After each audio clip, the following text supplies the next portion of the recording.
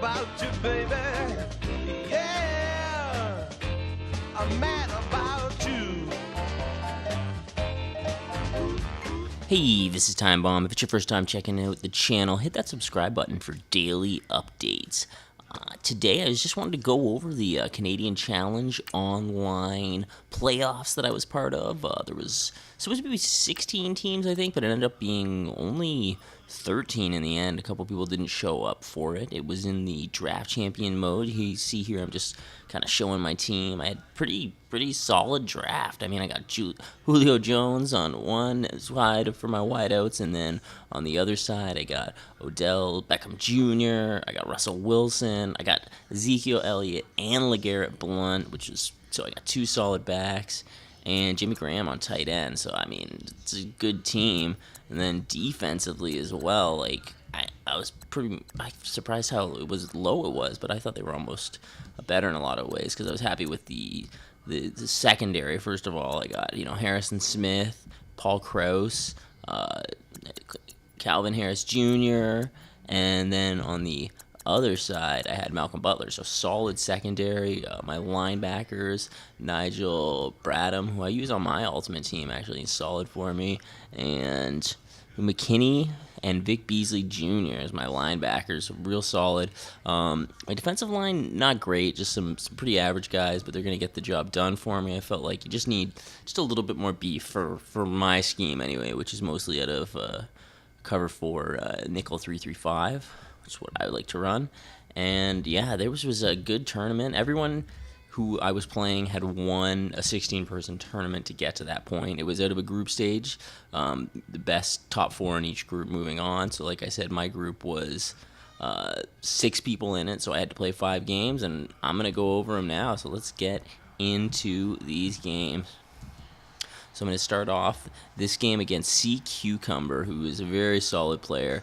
We're starting off. He scored on his opening drive and is up 7-0. So now it's on me to try to get something going, and he's starting off with a sack. He's running that 3-3-5 Tampa 2, sending some heat. You see me way back up, throwing off my back foot. Probably shouldn't have made that, but I knew the middle of the field deep was going to get open. I still end up punting 4th and 3. I mean, you do what you got to do. That's what in a big game, I felt like that was the smarter thing to do rather than go for it. Maybe it didn't matter. See him trying to run. I was able to shut down his run. I had to switch out of my nickel 3-3-4 and go with a 3-4, and it started to go better. But he did start dotting me up and moving the ball, but then still I was able to shut down his run. I had made the adjustment on these possessions after he scored. Then I give him maybe a bit too much time, and then finally get some pressure on him, and he's just waiting for this cover 4 beater to develop downfield, but Harrison's going to get there and make the big pick for me. So then I have the ball. I'm going 3rd and 8 here at the end of the half, and I'm driving down the field. And I started to realize, I got to take, this is the first game and with this team, but like I've got some solid wideouts. I got to take some shots downfield with them. So I'm going to put it up in the air. Julio Jones, downfield, spec catching it. Going to take it down into field goal range for me here. And that's all I need to do in these games. Just get points as much as I can. My focus is totally just moving the ball into range to get a few more points. See here, I'm up now. I put a couple field goals up. I'm 6 up, they're only down 1, and then I get into his field. Look, spin move. I'm open. Jimmy Graham, though, just doesn't do anything. I thought he was going to block for me. He just gets in the way. I could have had a touchdown there and gone up 13-7, but instead I had to set over the field goal. 9-7, his ball. He's driving down the field, doing a good job. Finding the holes now on me. He's finally breaking down my the 3-4 cover 4, which I thought I had him locked down on the run. He's able to roll out and run with his QB. But at least in close here, I'm able to shut him down a bit. Again, take care of his run, stop him from getting into the end zone, so he's going to have to kick the field goal, go up 10-7. I got 40 seconds left, which, I mean, that's all you want, really. I mean, I only had 1 timeout, so it did make it tough. I was slowly moving the ball downfield, and then I'm down to none here. We see with 12 seconds, and still not even to midfield, so I kind of got to push the ball. I'm in a throwing situation here, and he's going to get a big pick. That's going to end the game right there. So that's a tough way to lose by 1 point to start this tournament off. At least I was used to my team. I was using the Texans playbook for offense and defense, and I started to get a feel for it. So in the second game here, you see opening drive, I'm running out. Boom, nice little pickup right there. Ezekiel Elliott. And I find, ooh, tight little pass, but he gets it in there. Maybe it was dangerous, but I was able to make it. Moving the ball downfield pretty solid here. Making a ton of adjustments on this play. Rolling down. Watching it develop. Rolling outside the other way. I had Russell Wilson, so it was nice to take advantage of that. And maybe a playmaker up there? Ooh, crazy spec catch. Again, I'm utilizing those plays to get the ball downfield. I'm going to run it outside, take it to the house. Whenever I was able to get close, closer I get to the end zone, the more likely it seemed I was just going to run the ball. Because I just want to get points in this game. I just don't want to. Just when there's a point differential, it makes such a huge difference. See me breaking up that play. He's going to get the penalty behind the line. And he's got to go for it on fourth down here. Good, terrible user, but he still gets the stop. Somehow he can't catch that, so I'm going to go the other way. 7-0. And get enough time here to throw it deep up again. Big play downfield. Getting close to field goal range again here. I'm going to run out of the I slot. I've been running this stretch out of there. And this Texans playbook's pretty solid. Or is it a pitch? It might be a pitch. Anyways, it's solid, though. So I'm moving the ball, thinking I'm going to go one way, and then boom, driving through Blunt. How does he make it through? What trucking? I mean, damn, that's a solid player in Draft Champion if you can get him. Oh, and then he's coming back on me the other way, though. He's scored 7. In the first half, I scored my 14, and then I couldn't get any more in the second half. And he's finally fighting back. I get a big pick there, but he's still going to get the ball. And he's driving down here in the last minute, tie game. He throws it up, and I get a huge pick. Now I'm coming back the other way in the last minute of the game. And this is what you play for. These situations, I'm able to get the ball downfield into field goal range, and he's icing me on it. I hate these. I mean, you don't get any practice mode time to try that out, but I guess I got to aim more dramatically than you really think you should. So this game goes to overtime, and he's going to start the ball. I'm on defense, so I'm doing my best. And I don't know why I called this play. I don't call it too often. Occasionally, I do have a setup for it, but it's a weird one for me to use. I don't have much faith in it. I got to have a great user in the middle of the field, and it's good enough here to stop him. And he goes outside, and it luckily comes down and makes the play right there for me. So then I get the ball. I drive downfield, and then again he tries to ice me.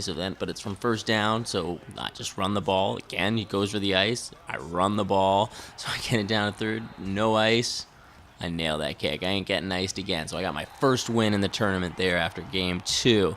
So then we get into game 3.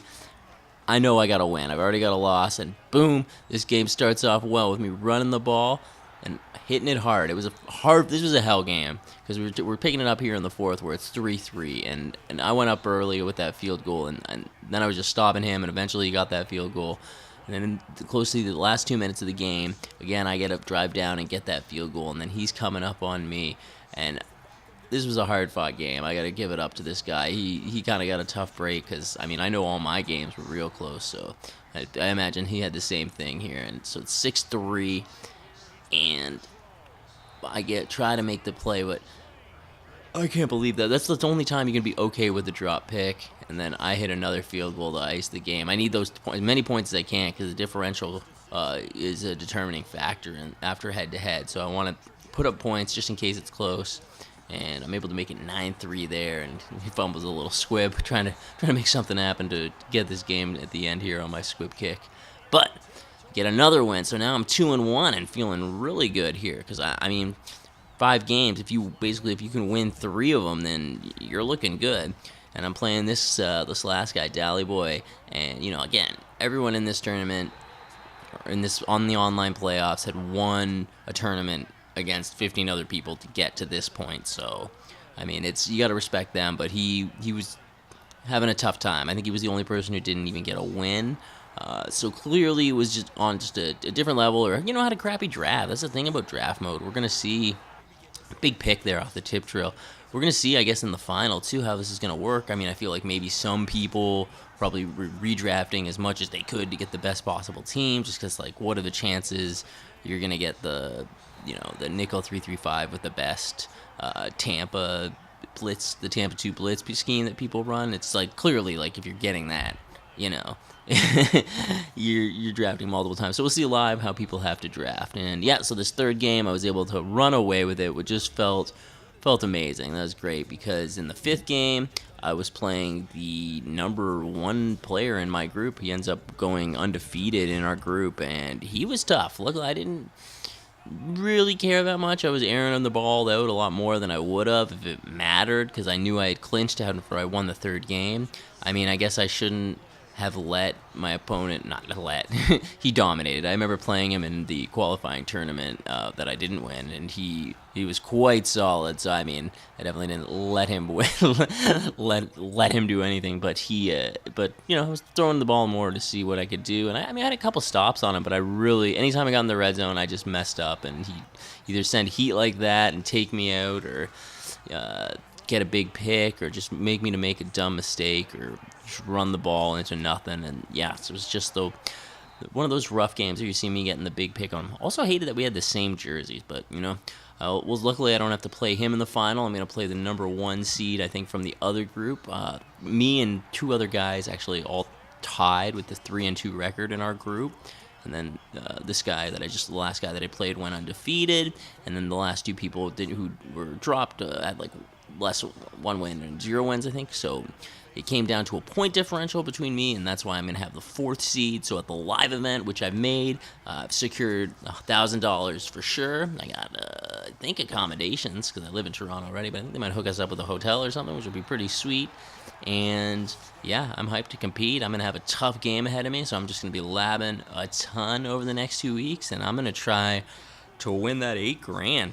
I've been Time Bomb. Thanks for checking out the video. If you made it this far, hit a like, hit that subscribe button. Catch you later. Yeah, I'm mad